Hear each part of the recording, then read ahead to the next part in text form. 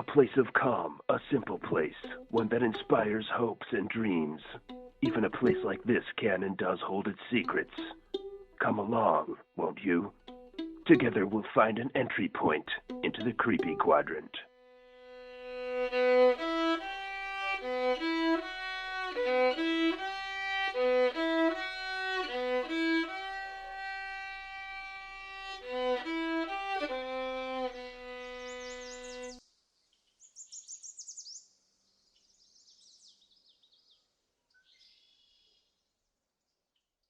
It was finally spring. Edna pulled on her rain boots. The ground was still muddy and things had only just begun to truly thaw. She stepped off her porch, down onto the yellow and brown grass, her new set of gardening tools clutched proudly in hand. The long winter had left her with more than enough time to fantasize about her first real garden. It would be the brightest, healthiest, most impressive garden that she had ever seen. She just knew it. Because she was ready to put in the work to make it something she would be proud of.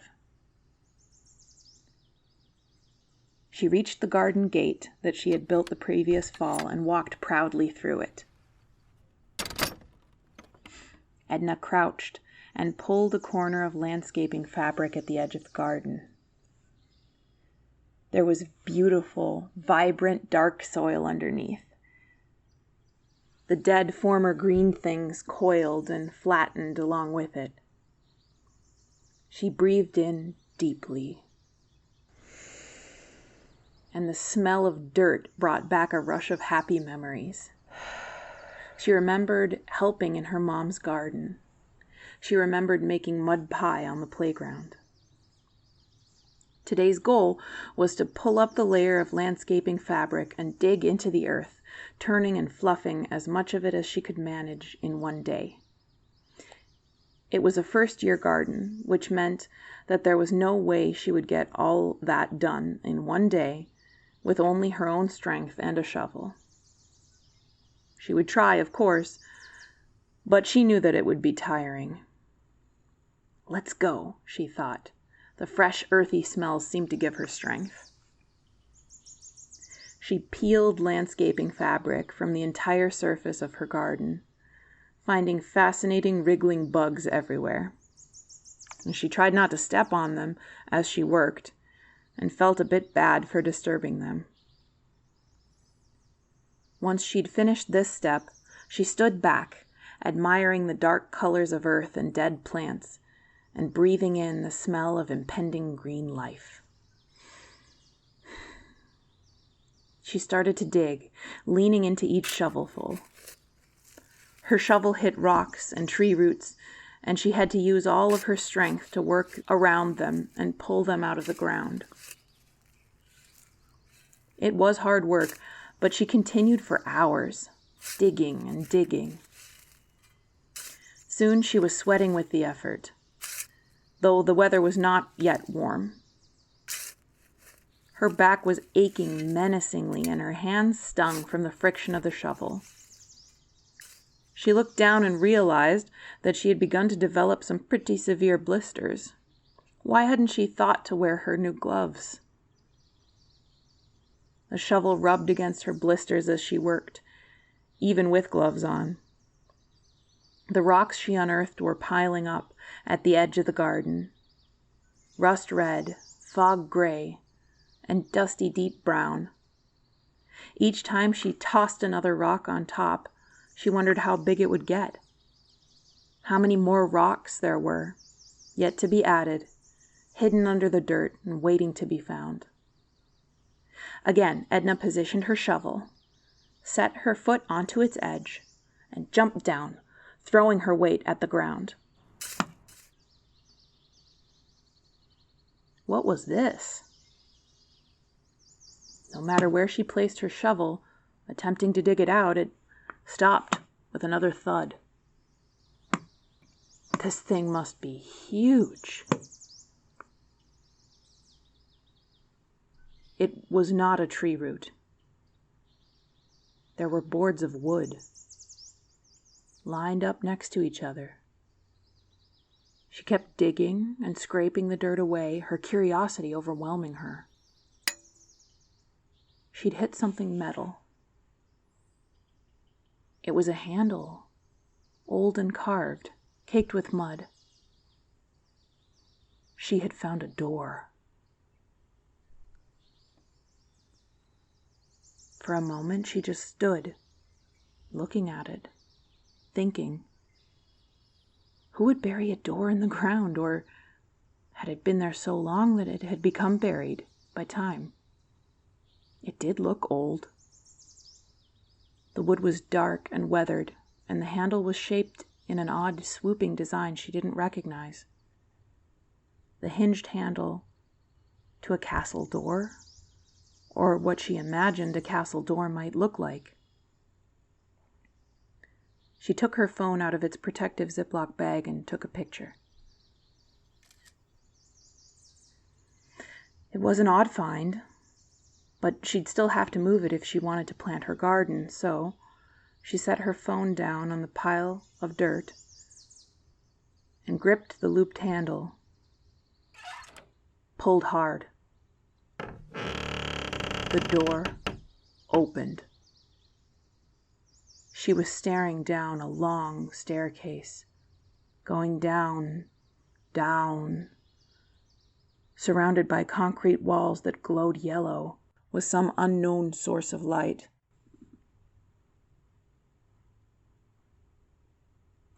She stepped down to the first stair with her hands on the edge of the door frame for balance. Her pupils adjusted to the new light, but she still couldn't see what was at the bottom. What was this? She had to find out. Curiosity had overwhelmed her. And without a second thought, she descended the steep staircase, sliding her hands down the strange, glowing concrete, her phone left forgotten in the dirt. It took some time to reach the bottom, and when she did, she found another door, similar to the first. She opened it, and beyond was a large room. Edna stepped inside without hesitation. You might imagine that if you were in Edna's position, you would begin to worry. What if the door somehow locks behind me, and I become stuck in this strange place with no one but me, knowing it exists? What if the air is not breathable? What if I find something dangerous? What if this is something I shouldn't do alone? But not Edna. She had always been bold and thoughtless. Her intense curiosity and innate sense of adventure did not leave room for doubt. She simply had to find out what came next. The room was filled with things that were halfway recognizable and halfway foreign. Furniture was scattered throughout. It was some sort of living room. Rounded sofas like fluffy jelly beans sat here and there, drooping under their own weight. Multicolored tables stood, one here, one there. In contrast to the round sofas, they were angular, each with jagged edges and pointy outcroppings.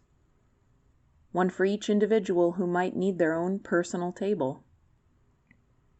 Deep colors swirled within the wood that wasn't wood. Individually bright, they blended together into a soft, homey color. There was no source of light, none that Edna could identify. The room was lit by the same ominously comforting glow that the stairway had had. It seemed to be emanating from the walls. All in all, the room was very simple. There were places to sit and spend time, but no one to spend time in them. Edna turned in a circle, taking in the room, wondering why it was. As she spun, she noticed a plaque slightly below eye level next to the door she had just come through. Unlike the rest of the room, which was filled with color, It was a deep and aged-looking bronze. It read, "Aural reinforced exit. Maintain seal to avoid unsafe Enfinite levels." Enfinite? Edna moved on to the next room. There was an arched passageway that led to a sort of kitchen. Stone ovens lined the walls. Their design and shape was familiar, but instead of wood to start a fire beneath the ovens, pieces of the same glowing concrete-like substance were piled underneath. As Edna walked by the ovens, each pile of concrete glowed stronger.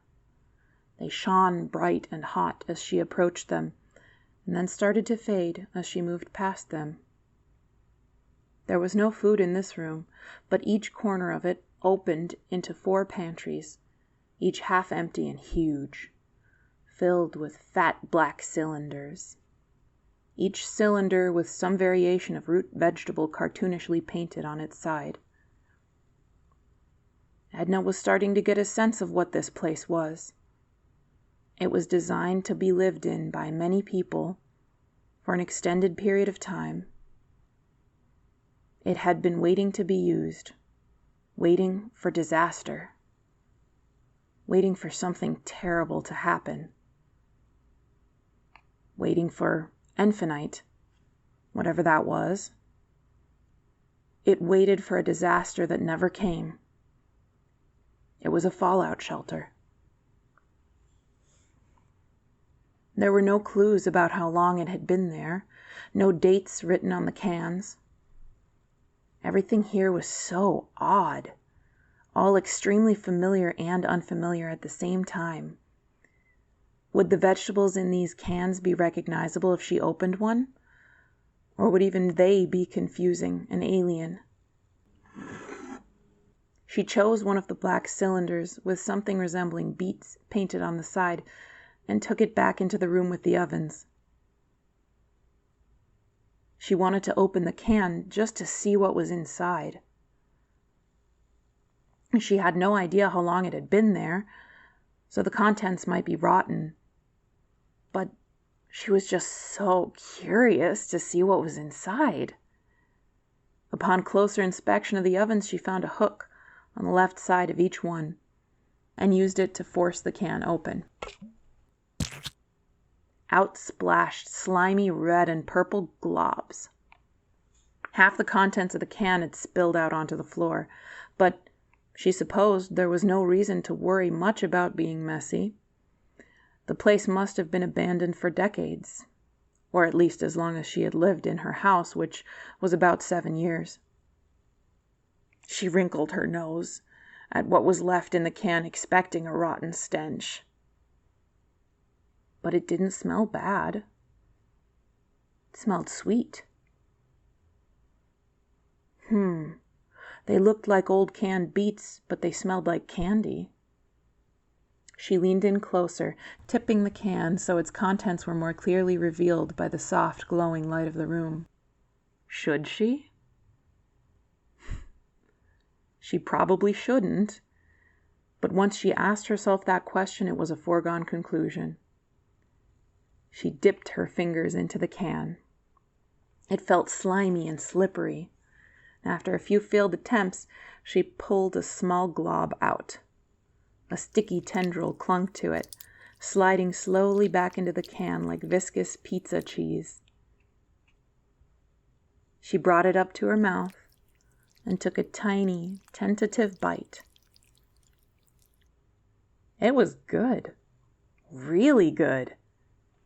It was floury and sweet. Really sweet. It felt so nice on her tongue and in her stomach that she decided to eat what was left in the can. She went back the way she'd come and plopped down on one of the jelly bean sofas, which wiggled pleasantly, then settled under her. She munched her sticky treat. They weren't really beets. They looked similar, but must have been something else entirely. She thought about this as she ate, wondering where they came from and why she'd never heard of them. After all the work she had done in her garden above, she was starting to feel tired, and the soft sofa and sweet snack felt just right. Her thoughts turned to dreams, and she fell asleep.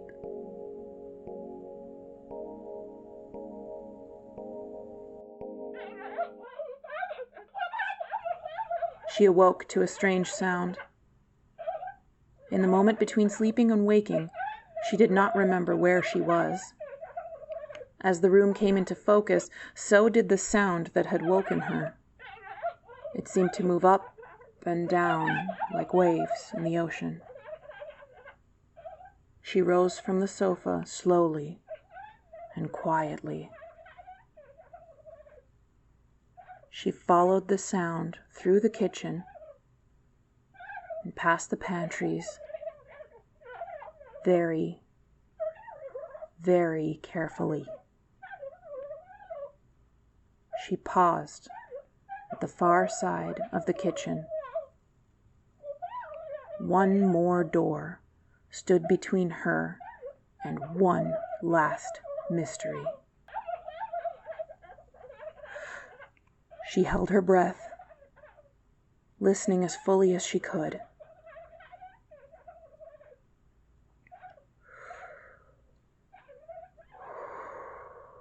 Taking one long, slow breath to prepare herself, she leaned forward. Then she grasped the handle of the door and pulled it quickly open. Inside were at least 20 pairs of eyes, looking at her. They were wide with shock. The inhabitants of this bunk room had not expected a stranger to open their door.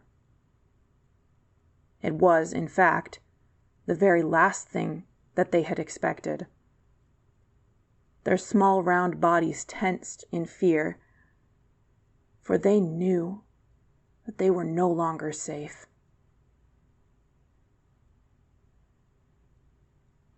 Edna tried, in the stunned silence, to understand.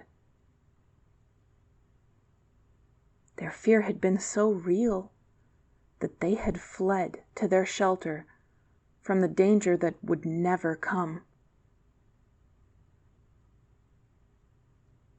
And every creature before her was stunned. They said nothing. Edna said nothing. And she knew that they did not understand. And they watched as the infinite poured in behind her.